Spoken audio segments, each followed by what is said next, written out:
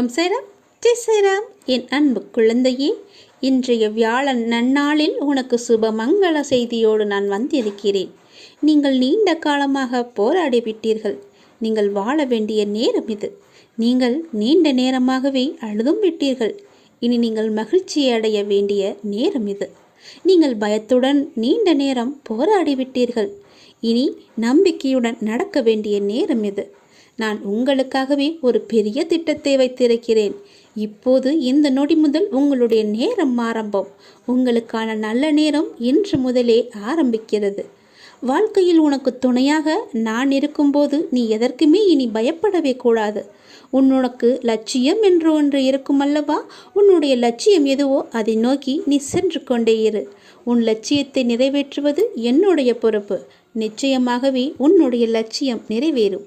நீ இந்த சாயப்பாவுக்கு நன்றி சொல்ல தயாராக இருக்க வேண்டிய நேரமும் இதுதான். நீ எதை வேண்டி என்னிடம் வந்தாயோ அது உன்னை வந்து சேரும் நேரம் இது. நீ மகிழ்ச்சியாகவே இருக்கப் போகிறாய். என்னை மட்டுமே நீ தியானித்து வந்து கொண்டிருப்பதால் உங்களுக்கு வேண்டிய பதிலும் உடனடியாகவே வந்து சேரும். உங்களின் அனைத்து கேள்விகளுக்கும் பதில் நானே தருகிறேன். உங்கள் அனைத்தையுமே அறிந்தவன் நான். எனவே எதற்காகவுமே நீங்கள் வருத்தப்படாதீர்கள். நான் அறிந்த மந்திரம் ஒன்றே என்று நீ கூறி என்னுடைய நாமத்தை நீ ஜபித்து கொண்டே இருக்கிறாய் அல்லவா? உன்னை துன்பங்கள் நெருங்காமல் நான் பார்த்துக்கொள்கிறேன். உன்னை துன்பங்கள் நெருங்கும்போது உனக்கு முன்னே நான் இருப்பேன். ஒரு நாளும் ஒருவரின் கடந்த கால தவறுகளையும் நிகழ்வுகளையும் சுட்டி கட்டி காயப்படுத்த நினைக்காதே. உங்களுக்கு தெரியாது அவர்கள் பழைய வழிகளிலிருந்து மீண்டு வர எவ்வளவு போராடி இருப்பார்கள் என்று. அப்படித்தான் நீயும் பலவிதமான வழியோடு நின்று போராடி இப்பொழுது நல்ல நேரத்தை எட்டிவிருக்கிறாய். என் தங்கமி, ஆசைப்படுவது தவறல்ல. ஆனால் ஆசைப்படுவது உடனே கிடைக்க வேண்டும் என்று அடம் பிடிப்பதுதான் தவறு என்று நான் சொல்கிறேன். அப்பாவிடம் நீ ஆசைப்படுவதை அனைத்தையும் சொல்லிவிட்டு தைரியமாக இரு. விரைவிலேயே நீ ஆசைப்பட்டது அனைத்தையுமே நான் கொடுப்பேன். பொறுமையாக இரு தங்கமி. உனக்கு வழித்துணையாக இந்த சாயப்பா இருக்கும்போது ஏன் கண்டதையும் நினைத்து நீ கவலைப்படுகிறாய்? நீ சந்தோஷமாக இருக்கிறது உன்னிடம்தான் இருக்கிறது. எத்தனை சோதனை வந்தாலும் இதுவும் கடந்து போகும் என நினைத்து நடந்து கொள். நல்லதே நடக்கும் உனக்கு. உன் வீட்டில் நீ எதிர்பார்க்கும் சுப காரியங்கள் நடக்கப் போகிறது. நீ உன் மனதில் என்ன நடக்கும் என்று நினைத்தாயோ அந்த விஷயம் இப்போது நடக்கப் போகிறது. துன்பங்கள் இனி உன்னை தொடாது. நீ என்னை தொட்டு வணங்கினாய் அல்லவா? அன்று முதலே உன்னை துன்பங்கள் தொடாமல் நான் பார்த்து கொள்ள ஆரம்பித்து விட்டேன். இனி நீ மகிழ்ச்சியின் பாதையில் செல்ல இருக்கிறாய். நான் உன்னை கைக்குள் வைத்து பாதுகாக்கிறேன். காரணமில்லாமல் இது உன் கண்ணில் படாது. இந்த இக்கட்டான சூழ்நிலைகள் எவ்வாறு மாறப்போகின்றது? என்னை காப்பாற்றி விடுவேன் என்று வாக்குறுதி கொடுத்தீர்களே பாபா. ஆனால் இருக்கும் சூழ்நிலைகளை பார்த்தால் எப்படி என்னை காப்பாற்றுவீர்கள்? இப்படியே இது நீண்டு கொண்டு போனால், காலம் தாழ்த்தி கொண்டே போனால் இதன் முடிவுதான் என்ன என்றெல்லாம் என்னை பார்த்து நீ கேட்டுக்கொண்டே இருக்கிறாய். நான் உன்னை எப்படியும் காப்பாற்றி விடுவேன். எந்த சூழ்நிலையிலும் காப்பாற்றி விடுவேன். உனக்கு புரியவில்லையா? புரியும்படி விவரமாக சொல்கிறேன். முழுமையாக கேள். முழுமையாக கேட்ட பின் நீயே புரிந்து கொள்வாய் எப்படி காப்பாற்றுவேன் என்று. சொல்கிறேன், கேள். ஒரு மான் மேய்ச்சலுக்காக காட்டிற்கு சென்றது. மாலை நேரமும் நெருங்கிவிட்டது. அந்த காட்டிற்கே ராஜாவான சிங்கம் ஒன்று அங்கு வந்தது. இந்த மானை பார்த்ததும் அதற்கு அடடா என்றது. எப்படியாவது இதை பிடித்து நாம் சாப்பிட்டு விட வேண்டும் என்ற எண்ணத்தோடு மான் மீது பாய்ந்து போக துடித்தது. மான் பயந்து போய் குளத்தின் அருகே சென்றது. அந்த சிங்கமோ குளத்தின் அருகே சென்று நின்றது. சிங்கம் ஒரு அடி முன்னே வரவும் மானோ பயந்து போய் குளத்தில் இறங்கியது. நான் தான் என்ற அகம்பாவம் கொண்ட திமிரான சிங்கம் அந்த மானை எப்படியாவது பிடித்து விடலாம் என்ற எண்ணத்தோடு அந்த குளத்தில் இறங்கியது. மானை பிடித்து விடலாம் என்ற நம்பிக்கையில். ஆனால் அந்த குளமோ சேரும் சகதியாக தண்ணீர் கொஞ்சமாக இருந்ததால் அதனுடைய கால் சேற்றில் சிக்கி கொண்டது. அதே போலத்தான் அந்த மானும் சிக்கி கொண்டது.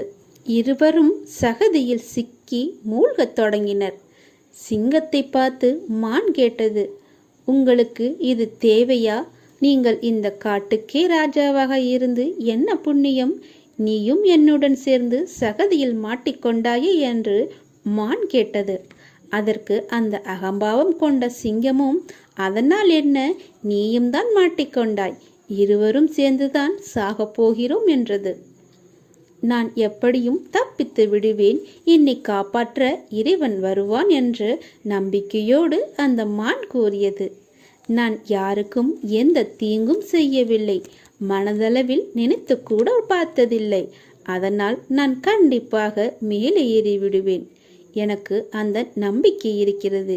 என்னை தேடி யாராவது ஒருவர் வருவார், என்னை நிச்சயம் காப்பாற்றுவார் என்ற நம்பிக்கையோடு கடவுள் மீது நம்பிக்கை வைத்து அந்த மான் சிங்கத்திடம் கூறியது. அதே போன்று கடவுள் அனுப்பி வைத்த ஒரு நபர் அந்த வழியாக வந்தார். சகதியில் சிக்கிக்கொண்ட இரண்டையும் அவர் பார்த்தாள். மான் சிறு உருவமாக இருந்ததால் அதை எளிதில் எடுத்து விடலாம் என்ற நம்பிக்கையோடு கையை பிடித்து மேலே இழுத்து விட்டார். அந்த மானை காப்பாற்றியே விட்டார். மேலே சென்றதும் அந்த மானும் அந்த மனிதரும் ஒருவரையொருவர் பார்த்து கொண்டனர். இருவருக்கும் சிங்கத்தை வெளியில் எடுக்க வேண்டும் என்ற எண்ணம் இருந்தது. இருந்தும் காப்பாற்ற முடியவில்லை. காப்பாற்றினால் தங்கள் உயிருக்கு ஆபத்து வரும் என்று அவர்கள் அஞ்சினர். இந்த கதையிலிருந்து நீங்கள் புரிந்து கொள்ள வேண்டியது என்னவென்றால், மான் யாருக்கும் எந்த தீங்கும் செய்யவில்லை. மாறாக கடவுள் மீது அசையாத நம்பிக்கை வைத்தது. அதனால்தான் மான் நினைத்தது, அதாவது கஷ்டத்தில் இருக்கும்போது கடவுளை நினைத்ததும் யாரோ ஒரு ரூபத்தில் கடவுள் வந்து அவற்றை காப்பாற்றினார்.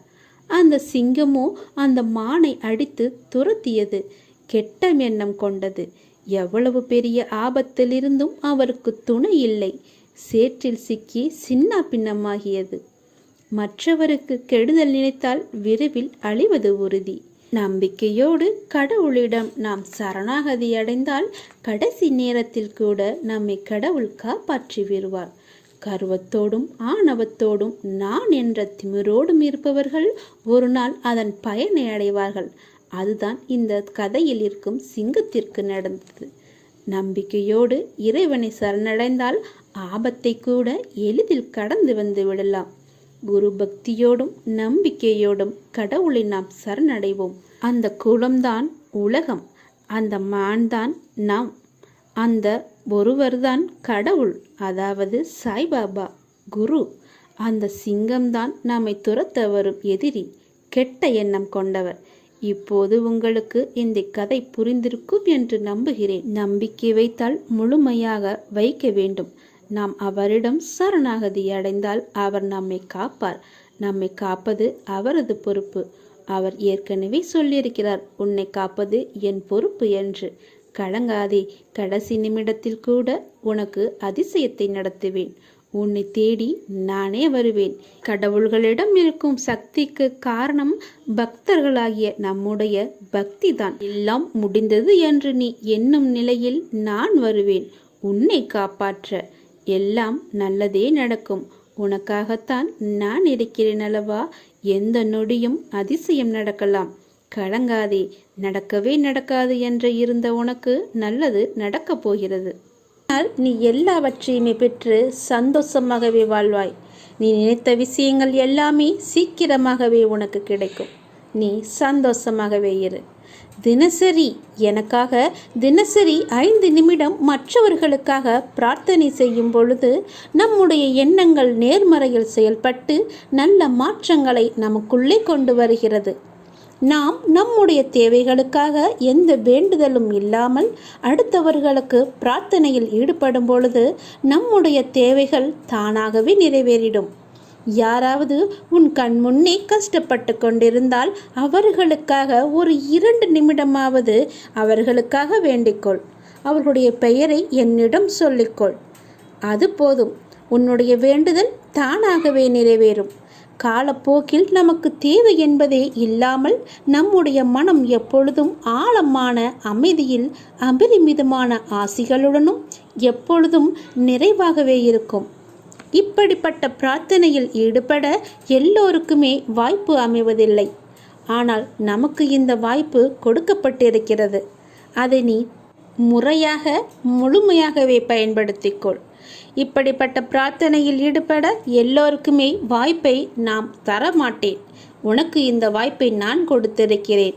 அதனால் இதை நீ பயன்படுத்திக்கொள். எல்லோருக்குமே நன்மையை மட்டுமே செய். நம்மையும் நம்மை சுற்றி உள்ளவர்களையும் உயர்த்த நமக்கான வாய்ப்பு இது என்று எண்ணிக்கொள்.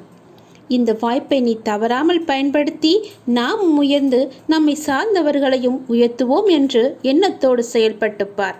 உனக்கு வேண்டியது எல்லாமே தானாகவே வரும். எந்த தடங்களும் இல்லாமல் உன் கைகளில் வந்து சேரும். உளமாற உன்னுடைய மனதார பிரார்த்தனையில் ஈடுபடும் பொழுது நமது தீய கர்மாக்கள் எல்லாமே குறைந்துவிடும். அபரிமிதமான ஆசீர்வாதங்கள், எல்லா தெய்வங்களின் ஆசீர்வாதங்களும் உனக்கு தானாகவே வந்துவிடும். எப்பொழுதும் நேர்மறையான எண்ணங்களால் உன் மனதை நீ நிரப்பி வைத்துக்கொள். உன் வீட்டையும் நேர்மறையாகவே மாற்றி வைத்துவிடு. நீ பேசுவதும் நேர்மறையாகவே இருக்கட்டும். நீ முழுவதுமாகவே நேர்மறையாகவே மாறிவிடு. எதிர்மறை உனக்குள்ளே வராதபடி செய்து கொள். நேர்மறை இருந்தால் அந்த வீட்டில், அந்த இடத்தில் எதிர்மறைக்கு வேலையே இருக்காது. அடுத்தவர்களுக்கான இந்த 5 நிமிடம் நமக்கான மிக பெரிய ஆசீர்வாதம் என்பதை நீ தெரிந்து கொள். உணர்ந்து பயன்படுத்தி கொள்வதற்காக நான் உனக்கு இப்பொழுதே மனமார்ந்த நன்றிகளை நான் கூறிக்கொள்கிறேன்.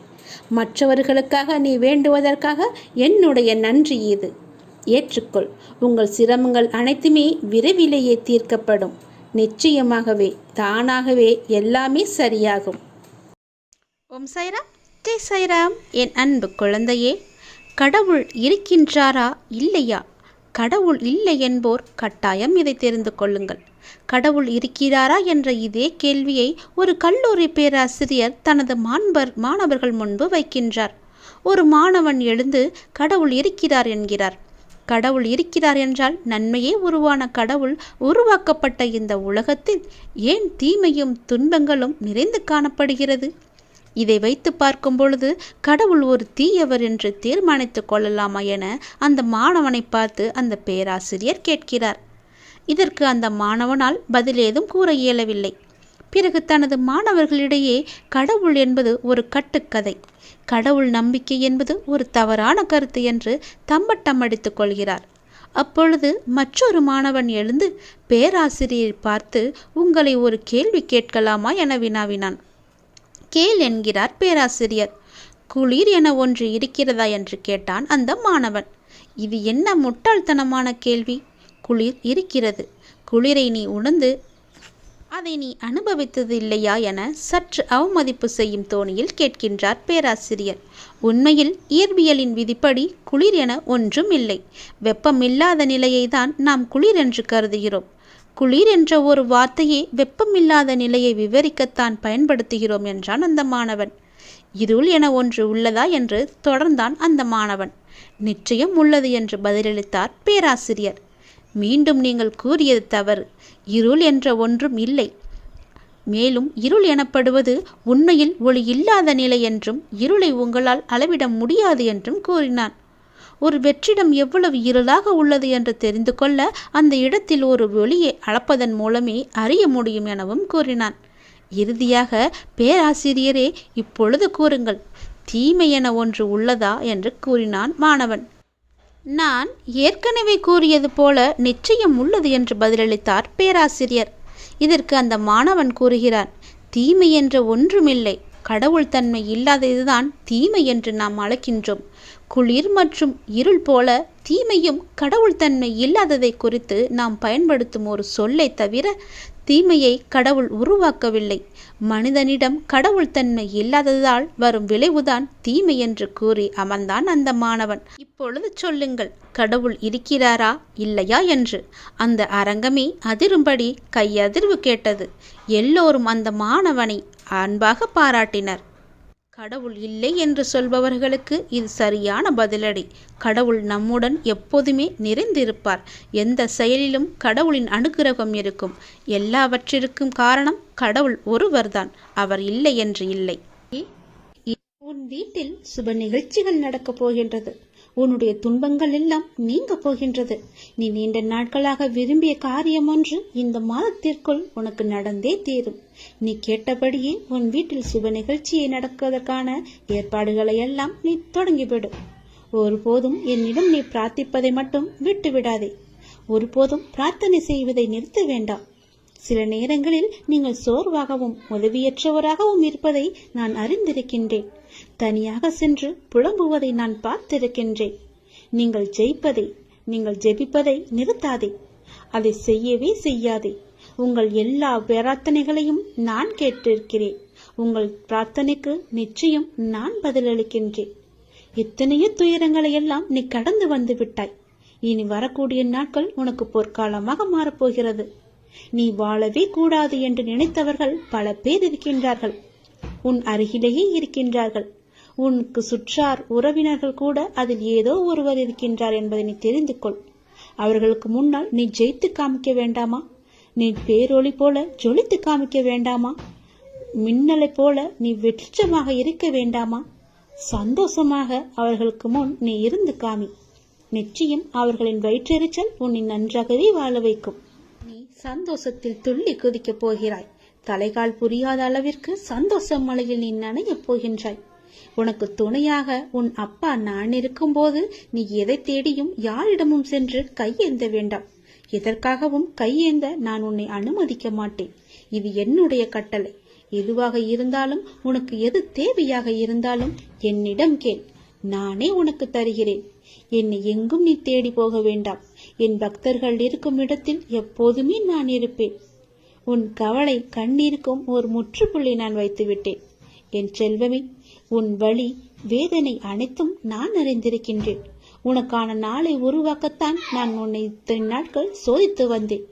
உன் நம்பிக்கையும் பொறுமையும் எந்த அளவுக்கு உன்னிடம் இருக்கிறது என்று உன்னை சோதித்து பார்த்தேன். அந்த சோதனையில் நீ ஜெயித்து விட்டாய் நாங்கமே. தக்க விடியல் உனக்காக பிறக்கப் போகிறது. காத்திரு. நீ கேட்டபடியே அந்த விடியல் நல்லதாக மாறப்போகிறது. சந்தோஷமாகவே இருக்க போகிறது.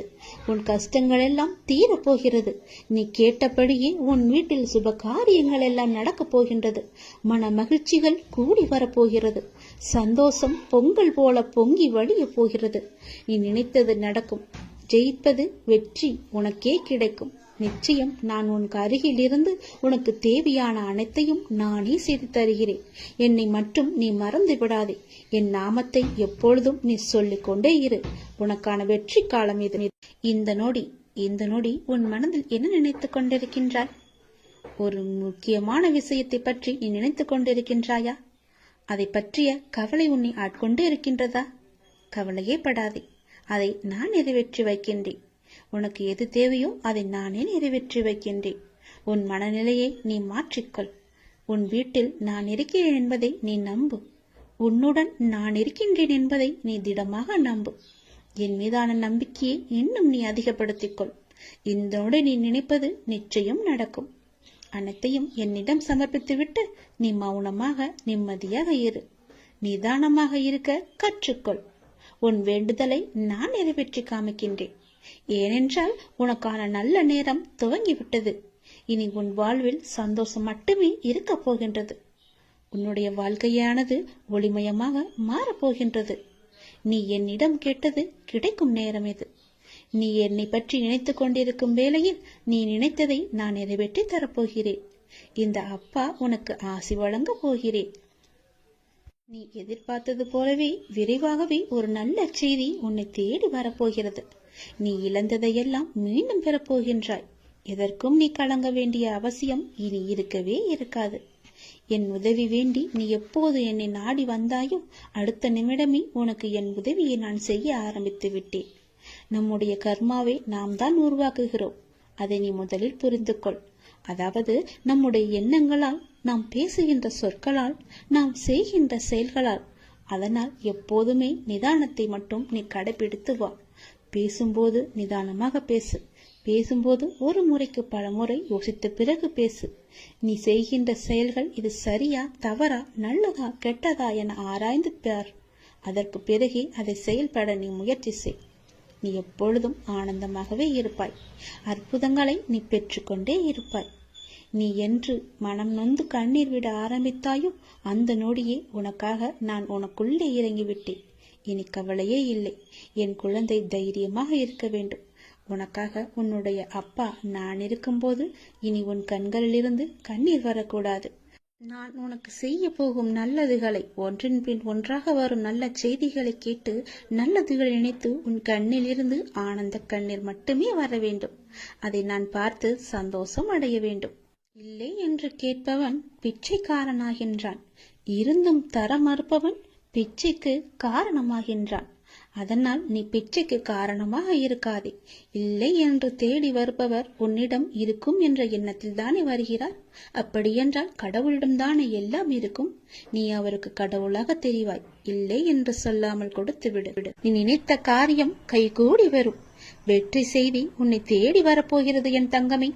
என் அன்பு குழந்தையே, நீ காலம் அறிந்து பயிர் செய் என்பது போல சரியான காலம் அமைது உனக்கு உணர்த்தப்படும். அப்போது முழு முயற்சியை நீ வெளிப்படுத்த வேண்டும். ஆனால் காலம் உனக்கு சாதகம் இல்லாத நேரத்தில் முழு முயற்சி செய்து தளர்ந்து இனிமேல் முயற்சி செய்ய மாட்டேன் என்று முடிவு எடுத்துக் கொண்டிருக்கின்றாய். உனக்கான காலம் வரும். அப்போது உன் முயற்சி அனைத்துமே வெற்றி பெறும். உனக்கும் நேரத்தில் சரியான முடிவு எடுக்க முயற்சி செய். வெற்றி நிச்சயம் உனக்கு கிடைக்கும். நீ நீண்ட நாட்களாக ஆரம்பிக்கலாமா என்று நினைத்த ஒரு நல்ல காரியத்தை இன்று ஆரம்பித்து விடு. உனக்கு அது சிறப்பான ஏற்றம் தரும். நீ எனக்காக என்னென்னவோ செய்ய திட்டமிட்டாய் அல்லவா? அது எல்லாம் உன்னால் செய்ய முடியாமல் போனது என்று வருந்தாதே. நீ எனக்காக செய்ய ஆசைப்பட்டது எல்லாம் செய்ய உனக்கு மீண்டும் ஒரு வாய்ப்பு கிடைக்கும். உன் வாழ்வில் நீ எதிர்பாராத பல நல்ல விஷயங்கள் அடுத்தடுத்து நடைபெற இருக்கின்றன. மாற்றங்களுக்கான அறிகுறி இன்று உனக்கு தென்படும். நீ மகிழ்ச்சியாக இருப்பதை நான் கண்கூடாக பார்க்க போகிறேன். உன் கடந்த காலத்தை பற்றியோ உன் தற்போதைய நிலையை பற்றியோ சிறிதும் கவலைப்படாதே. உன்னுடைய காலங்கள், கஷ்ட காலங்கள் எல்லாமே மாறும். நான் மாற்றுவேன். வாழ்வில் நீ நினைத்தும் பார்க்காத வளமான வாழ்வை நான் உனக்காக கொடுத்து உன்னை வாழ வைக்கப் போகிறேன். நீ கடக்கும் பாதைகள் யாவும் உன் வாழ்வை மேன்மைப்படுத்துவே என்பதை மறந்து விடாதே. நான் இருக்கின்றேன், இருப்பேன்.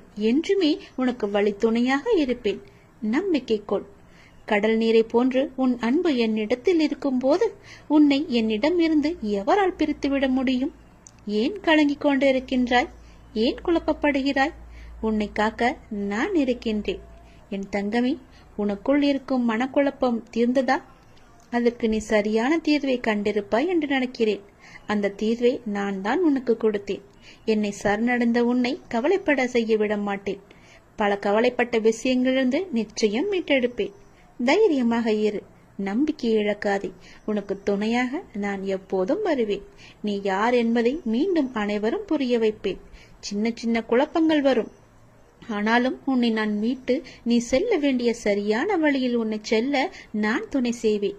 எப்பொழுதும் என் நாமத்தை நீ உச்சரித்துக் கொண்டு ஏறு. எல்லாம் சரியாகும்.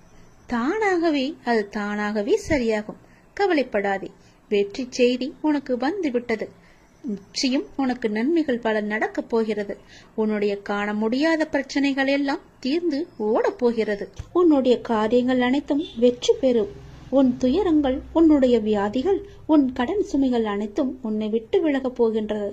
கூடிய விரைவில் நீ விரும்பும் எண்ணங்கள் நிறைவேறப் போகிறது. செல்வம் பெருகப் போகிறது. உனது வளர்ச்சியையும் நீ மகிழ்ச்சியாக இருப்பதையும் பார்ப்பதற்கு நான் உன்னோடு உன் வீட்டிற்கே வரப்போகின்றேன். துயரங்களின் தாக்கத்தை தாங்க முடியவில்லை என்று புலம்பிக் கொண்டிருக்கின்றாய். உன் பாரதத்தின் பெரும் பகுதியை நான் சுமந்து கொண்டிருக்கின்றேன். உன்னை நான் எந்த நேரத்திலுமே கைவிட எண்ணியதே கிடையாது. உனக்காக நிழலாக என்றும் உனக்காக நீ செல்லும் இடமெல்லாம் ஏதாவது ஒரு ரூபத்தில் நான் உன்னை துணையாக வந்து காப்பாற்றிக் கொண்டே இருக்கின்றேன். மனதையும் வாக்கையும் செயலையும் ஒருமுகப்படுத்தி நேர்மையாகவும் முள்ளப்பூர்வமாகவும் நீ செயல்படுத்த பழகிக்கொள். அவ்வாறு நீ உன் வாழ்வில் செயல்பட துவங்கினால் உன்னுடைய துக்கங்கள் அனைத்துமே ஒரு முடிவுக்கு வந்துவிடும். அனைத்து துன்பங்களும் விலகிவிடும். உன் வாழ்க்கையில் என்ன நடந்தாலும் உனது நன்மைக்காக மட்டுமே நான் நடத்துகிறேன் என்பதை நீ நம்பு. என் குழந்தையாக நீ எதற்கும் எப்போதும் யாருக்காகவும் நீ பயப்பட வேண்டாம். எல்லாமே நீ விரும்பியது போலவே நல்லதாகவே நடக்கும். இது உன் அம்மாவாக, அப்பாவாக, உன் குருவாக என்னுடைய சத்திய வாக்கு. இது எல்லா மங்களங்களும் உனக்கு விளையப் போகின்றது. எந்த ஒரு சூழ்நிலையிலும் நீ கவலை மட்டும் நீ படக்கூடாது. எதிர்மறை எண்ணத்தை உன் மனதிற்குள்ளே கொண்டு வரக்கூடாது. எப்போதும் நீயும் உன் வீடும் நேர்மறையாகவே எப்பொழுதும் சூழ்ந்து இருக்கட்டும். நேர்மறையை மட்டுமே உனக்குள்ளும் உன் வீட்டிற்குள்ளும் கொண்டு வா. தன்னை நாடி வருபவரிடம் எந்த வித்தியாசங்களையும் நான் ஏற்ற இறக்கங்களையும் நான் பார்க்க மாட்டேன். தன் சன்னதியை அடைந்து கண்மூடி நம்பிக்கையுடன் பிரார்த்தனை செய்பவர்கள் மேல் தன்னுடைய பேரருளை நான் வியாபிக்க செய்கின்றேன். இன்றைய தினம் என்னுடைய பேரருளை நீ பெற்று வாழ்வாங்கு வாழப் போகின்றாய். சந்தோஷங்கள் பொங்க நான் உன்னை ஆசீர்வதிக்கின்றேன். என்னை சரணாகதி அடைந்தவர்கள் துன்பத்தில் விழும் தருவாயில் கூட அவரது கை கொடுத்து நான் தூக்கி விடுகிறேன். கைபிடித்து எழுந்து என்னிடம் வந்து விட்டால் போதும், நான் அவர்களை பார்த்துக் கொள்வேன். நிச்சயம் உன்னுடைய எதிர்காலம் மிக சிறப்பானதாக மாற்றித்தர நான் உனக்கு சத்திய வாக்கு தருகிறேன். கடந்த காலத்தை நீ கடந்து வந்தால்தான் எதிர்காலம் உனக்கு கைகூடி வரும். நடந்து முடிந்தது அனைத்துமே பாடம். அதை மீண்டும் மீண்டும் நினைத்து கொண்டிருந்தால் கண்முன் இருக்கும் வாய்ப்பும் கண்ணுக்கு தெரியாது போய்விடும். நல்ல திசை, உனக்கு நல்லதே நடக்கும். இந்த அப்பன் எப்போதுமே உனக்காக மட்டுமே இருக்கின்றேன். உன் நல்லதுக்காகவே நான் வாழ்ந்து கொண்டிருக்கின்றேன். உனக்கு நல்லது செய்யவே உனக்கு துணை புரிந்து கொண்டிருக்கிறேன். எல்லாவற்றிலும் நீ ஜெயிக்க என்னுடைய ஆசிகளையும் எப்போதும் நான் உனக்கு வழங்கிக் கொண்டே இருப்பேன். நல்லது நடக்கும்.